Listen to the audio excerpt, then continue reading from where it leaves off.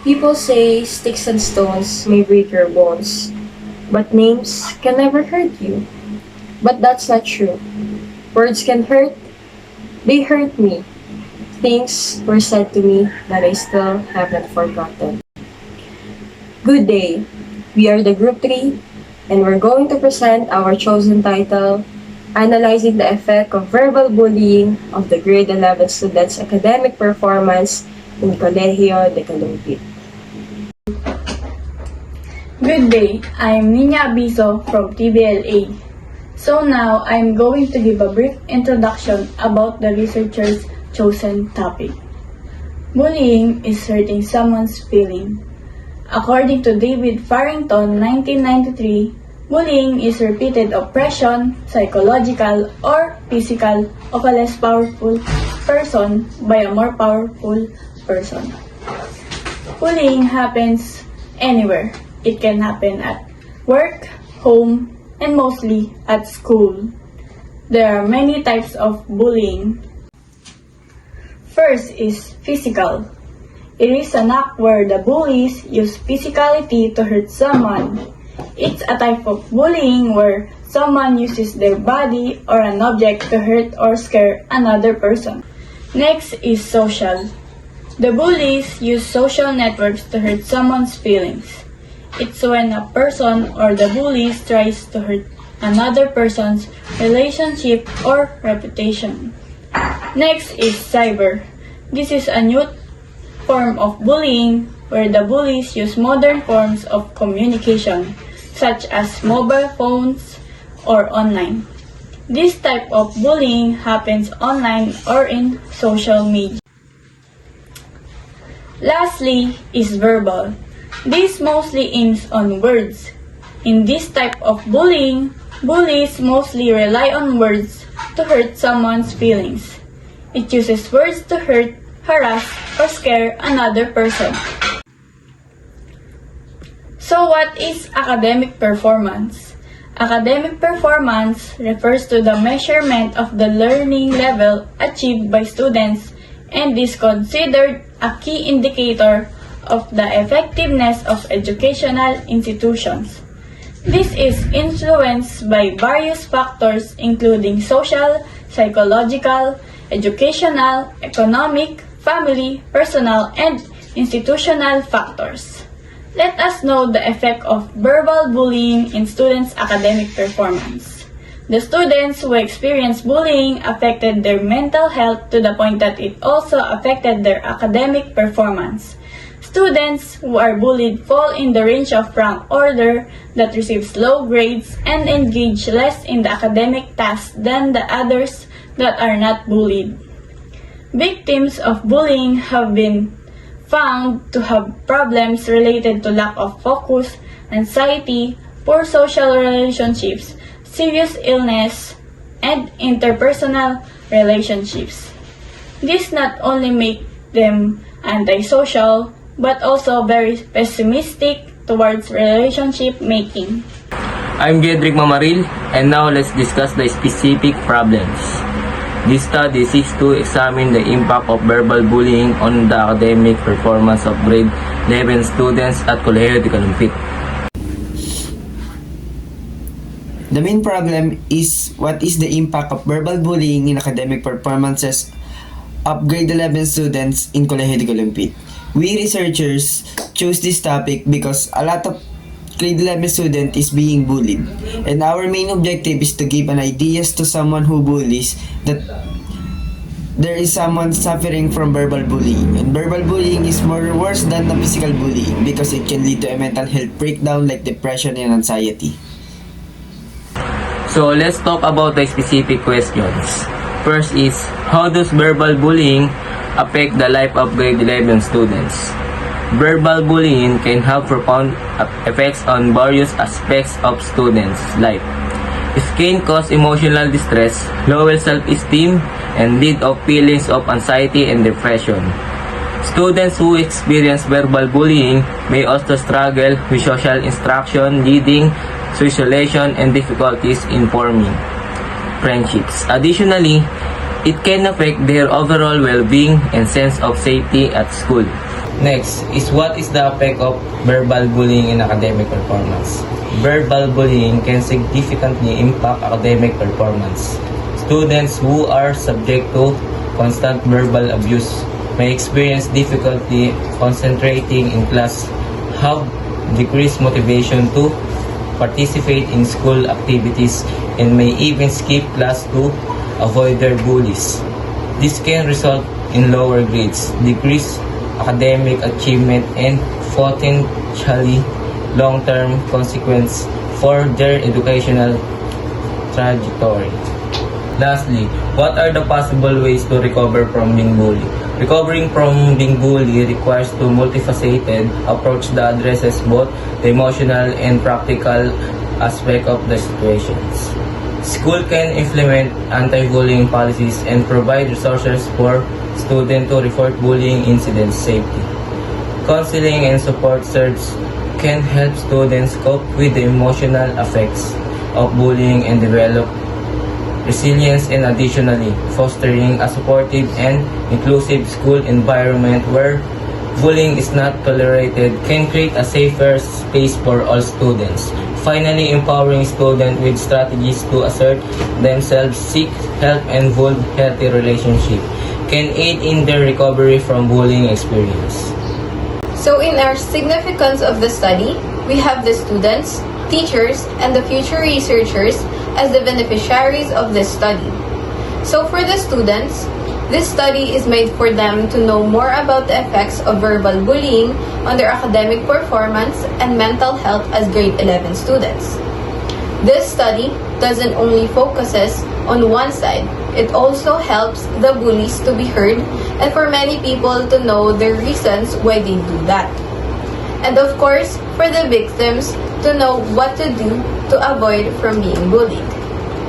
For the teachers, this study will help them get through the students' behaviors and thoughts which can lessen the cases of bullying in schools. And lastly, for the future researchers, this study will act as the reference and it's the research sample and it'll help them greatly when they also conduct the same research as ours. Hi, I'm Leonard F. Discarga from TBLA ICT, and now let's proceed to Chapter 2. Related Literature. The Commission on Human Rights acknowledged the Senate of the Philippines for taking the initiative to investigate the government's anti-bullying initiative and ways to enhance the state protection of children's rights and welfare through the review of Republic Act No. 10627, also known Official National Human Rights Organization and Ombuds for Children.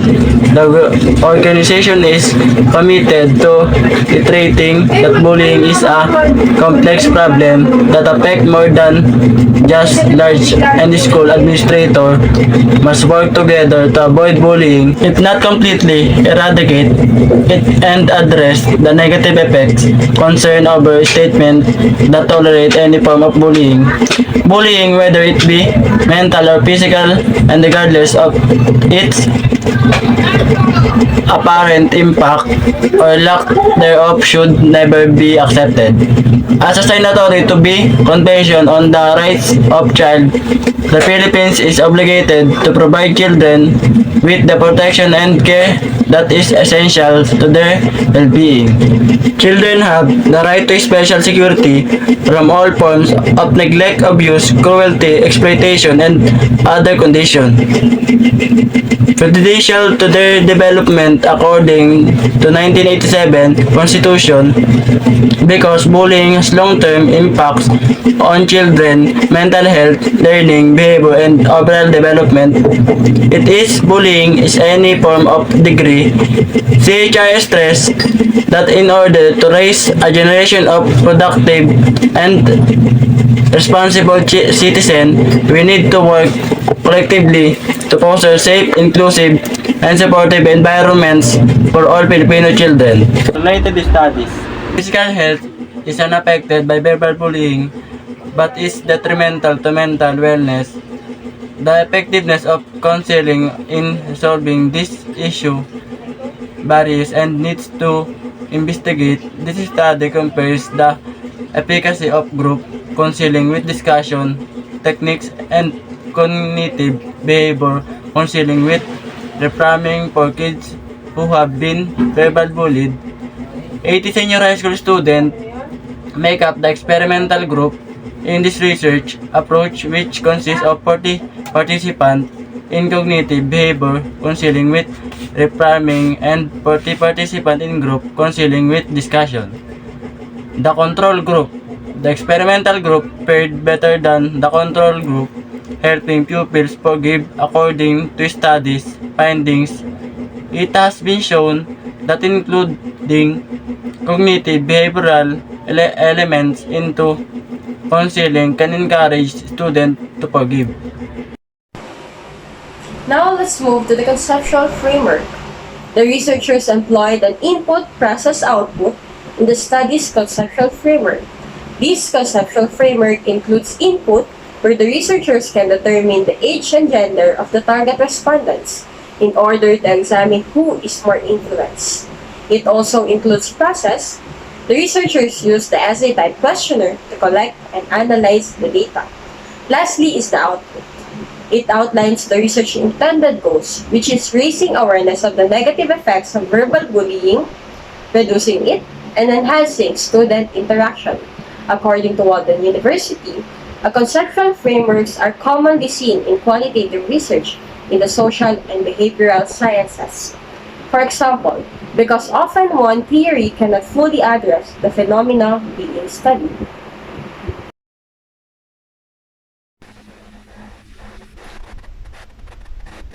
I am Lian Agatapuno, and now let's proceed to the chapter 3. This chapter shows an outline of the research method that the researchers used in the study. It also provides the population of the participants and how they will be sampled. The researchers describe the research design that was chosen and the instrument that will be used for the data collection is also described. So what is research design? Research design is a strategy used to incorporate all the study components and properly analyze the problem. It serves as a blueprint for the collection, measurement, and interpretation of information and data. The research design is the overall strategy and analytical approach that have chosen to integrate the various components of the study in a logical manner, ensuring that the research problem is thoroughly investigated. It serves as a pattern for the gathering, measurement, and analysis of information and data. In this study, the researchers use a qualitative method where it does not use any mathematical method. According to Ashley Crossman 2020, qualitative research is a type of social science research that collects and works with non-numerical data, that seeks to interpret meaning from this data that helps to understand social life through the study of targeted populations or places. So qualitative research is a type of research methodology that only focuses on exploring and understanding people's beliefs, attitude, behavior, and experiences through the analysis of non-numerical data. The researchers used an analytical method as a research design since this method is a systematic scientific approach to investigating a particular problem or subject. Analytical method is a process of gathering, analyzing, and interpreting information to make inferences and reach conclusions. It involves critical thinking and the evaluation of data and information relevant to the research at hand. So now let's move to the research instrument. The research instrument that the researchers use in this study is an essay-type questionnaire. The researchers distributed the questionnaires to the 24 grade 11 Gastran and Tibral track of Colegio de Madrid. The goal of the researchers is to determine the students' perception about verbal bullying and to have knowledge about their experience about it. Lastly is to investigate the respondents' idea about verbal bullying. According to Columbia University, research instrument is a tool used to collect, measure, and analyze data, usually in fields like health sciences, social sciences, and education. It can include interviews, tests, surveys, or checklists. The choice of research instrument is typically made by the researchers and in linked to the study methodology. I am Aranyaga and now let's discuss about the population of study. The researchers choose the participants using a purposive sampling method because the researchers focus on the effects of verbal bullying in grade 11 student academic performance. Purposive sampling method is the non-probability way of selecting sample in which researchers use their stock knowledge to select specific participants. Collected information on senior high school students in Colegio de Caronquet from TVL and GAN strands. Researchers choose six responded in each section from TVL A and B as well as in the GAS A and B with a total of 24 respondents.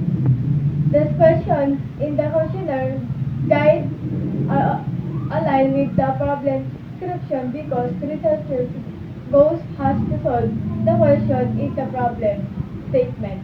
This will allow participants and researchers in the research to have the broad understanding of students.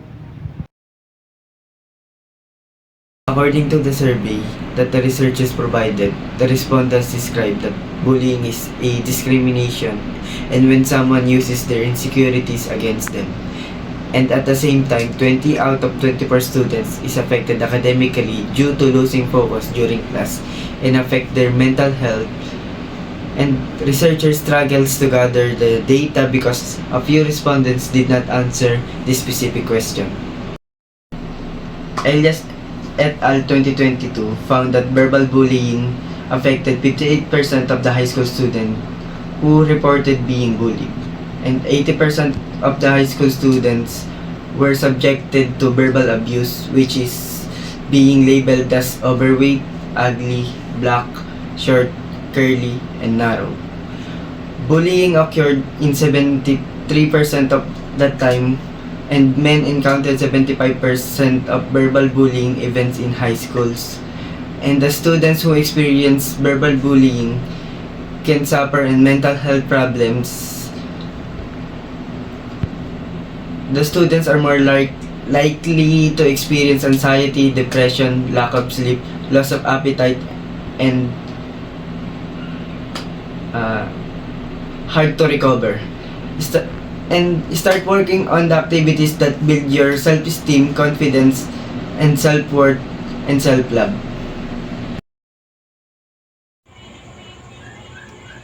Summary: bullying is a deliberate, repetitive harming of another person's feelings. Bullying is defined as repeated oppression, physiological or physical, of a less powerful person by a more powerful person, and it can happen anywhere, especially to school, according to David Farrington, 1993. Additionally, a verbal kind of bullying might have an impact on pupils' academic achievements.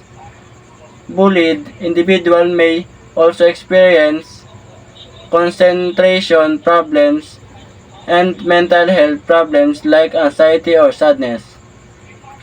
Through the gathering and analysis of non-numerical data, a qualitative research methodology is employed in this study to explore and comprehend people, beliefs, attitude, behavior, and experiences. Now let's move to the conclusion. Based on the findings of the study, the following conclusions are drawn. Number 1. Most of the respondents' idea about bullying is through physical and mental. According to Macmillan Health, physical bullying is a type of bullying where someone uses their body or an object to hurt or scare someone else. This type of bullying also includes damaging someone's property. Next is mental bullying. So this is a type of bullying that can develop depression. Number 2. 21 out of 24 respondents got bullied for a specific reason. So the 17 respondents experienced bullying verbally, while the 3 experienced bullying physically. Number 3. Verbal bullying has a big impact on students' academic performance due to the fact that they didn't focus on their school life because of verbal bullying. According to Macmillan Health, targets of bullying typically have lower academic performance and higher dropout rates. This problem can affect one's educational and career path. Also, they don't want to seek out resources like school counselors for support. Number 4. The effects of verbal bullying in grade 11 students of Colegio de Calumpit is the researcher's topic in the study. The purpose of this study is to state all the possible effects and solutions of verbal bullying.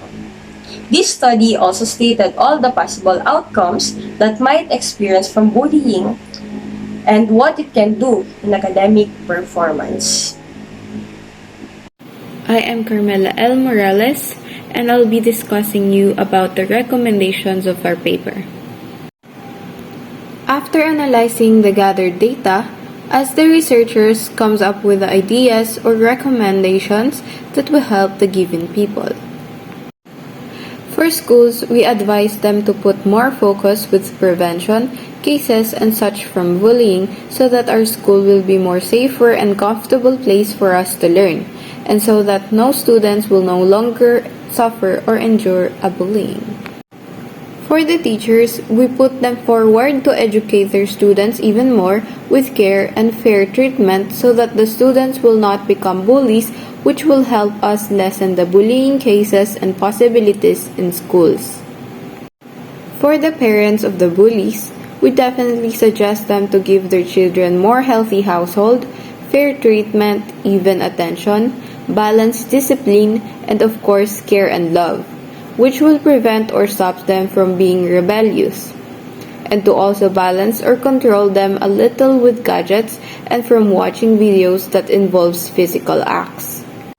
For the parents of the victim, we exhort them to always guide and support their children and to always monitor their schools or surrounding to prevent them from getting bullied and to act as soon as possible in case one case happens to their children. For the future researchers, we encourage them to put this kind of study with more wide and distinct information by including physical bullying, because physical bullying is a type of bullying where someone uses their body or an object to hurt or scare another person. A bully may also steal or damage the targeted person's property.